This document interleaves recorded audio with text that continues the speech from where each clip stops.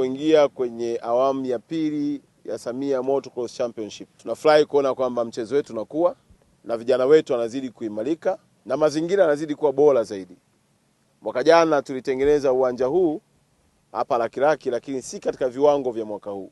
Mwaka huu maana yake tumeiga viwango vya kimataifa, na yote atakayefika katika viwanja vyetu ataona improvement kubwa, na vikwazo vimeongezeka. Matuta yamekuwa makubwa zaidi, na ndio maana ndani yake utaona kuna makaravani. Kona zimeongezewa ukali, na kutakuwa na magogo pamoja na madimbwi au mabwawa ambapo mtu atalazimika kuingia na kutoka na pikipiki yake.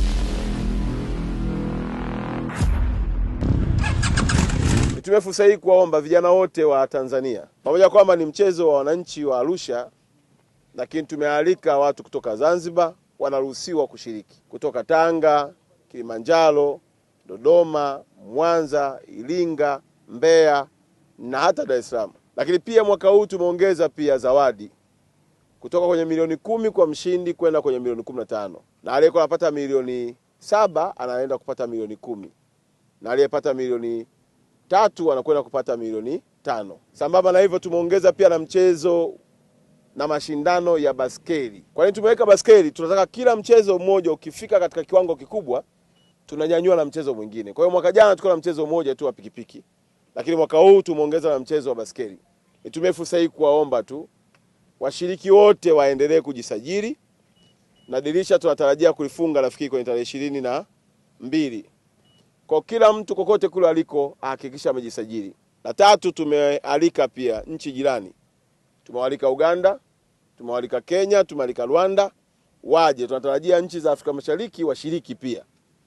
Lengo ni kukuza mchezo wetu na kuwafanya vijana waangale nalo, si tu waonyeshe umahiri wao wa mashindano ya uendeshaji wa baskeli pamoja na pikipiki, lakini watengeze network pia.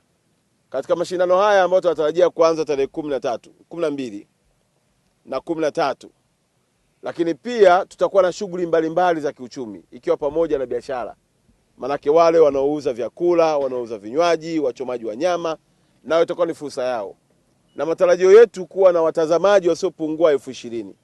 Kwa hiyo niwaombe wafanyabiashara pia mjisajili mapema mwaka huu ili tuweze kufanya uratibu mzuri. Kwa hiyo niwaombe wananchi wa mkoa wa Arusha, hasa wafanyabiashara, jitokezeni kujisajili mapema. Hii ni aina nyingine ya ukuzaji wa fursa za ajira, wakati huo ikiwa ni utengenezaji wa pesa na mafanikio kwetu. Lakini kama ilivyo ada, Samia Motocross Championship